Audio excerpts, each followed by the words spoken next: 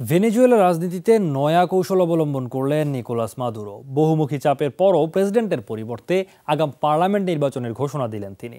এদিকে এয়ারফোর্স জেনারেলের প্রকাশ্য সমর্থনের পর উজ্জীবিত স্বঘোষিত অন্তর্বর্তী প্রেসিডেন্ট বিক্ষোভে রাখা ভাষণে ঐক্যবদ্ধভাবে সরকার পতনের ডাক দেন তিনি। প্রেসিডেন্ট পদের দাবিদারদের পাল্টাপাল্টি কর্মসূচিতে সরগরম ভেনেজুয়েলা। একদিকে মাদুরো পতনের আন্দোলনে উত্তাল রাজপথ, অন্যদিকে অভ্যুত্থানের ষড়যন্ত্র বানচাল করতে মরিয়া সরকারপন্থীরা। বারবার যখন রাষ্ট্রপ্রধানের পদ থেকে সরে দাঁড়াতে চাপ প্রয়োগ করা হচ্ছে, সে সময় বিরোধী দলের নিয়ন্ত্রণে থাকা পার্লামেন্টের আগাম নির্বাচনের প্রস্তাব দিলেন নিকোলাস মাদুরো। সংকটে দেশের জাতীয় পরিষদ, বুর্জোয়ায় ভরে গেছে পার্লামেন্ট, এমনকি এমপিরাও লক্ষ্যচ্যুত হচ্ছেন। এই কারণে চলতি বছরই আগাম পার্লামেন্ট নির্বাচনের আহ্বান জানাচ্ছে, কারণ দেশের সবচেয়ে গুরুত্বপূর্ণ ক্ষমতায় অযোগ্য লোক রাখা উচিত নয়।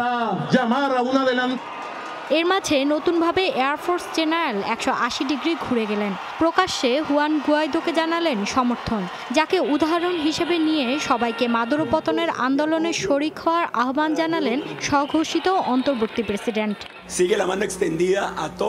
সরকারি চাকুরিজীবীদের প্রতি আমাদের উদারতা বজায় রয়েছে। এয়ারফোর্স জেনারেল আমাদের আহ্বানে সাড়া দিয়েছেন। রাষ্ট্র ক্ষমতার সুযোগকে বাস্তবে রূপদান করেছেন তিনি। চাই সেনাবাহিনীও গণ আন্দোলনের পাশে দাঁড়াক, সম্মান বজায় রাখুক সংবিধান, মানবাধিকার এবং ভেনেজুয়েলার প্রতি। এই পরিস্থিতিতে সংলাপের পরিবর্তে সরাসরি মাদুরোকে অপসারণের পদক্ষেপ গ্রহণের আহ্বান জানালেন মার্কিন ভাইস প্রেসিডেন্ট।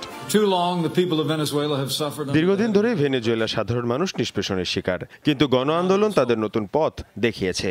নিকোলাস মাদুরো সমাজতন্ত্রের মুখোশধারী একজন স্বৈরশাসক। যুক্তরাষ্ট্রের অনুরোধ, দেশটিতে শান্তি ফেরাতে সবাই অন্তর্বর্তী প্রেসিডেন্ট হুয়ান গুয়াইদোকে সমর্থন জানাবেন। শুধু ভেনেজুয়েলায় নয়, লাতিন দেশগুলো মাদুরো বিরোধী আন্দোলনের সমর্থন জানিয়ে বিক্ষোভ প্রদর্শন করে শনিবার। বাদ যায়নি ইউরোপের কয়েকটি দেশও। মৌলি ইসলাম, যমুনা নিউজ।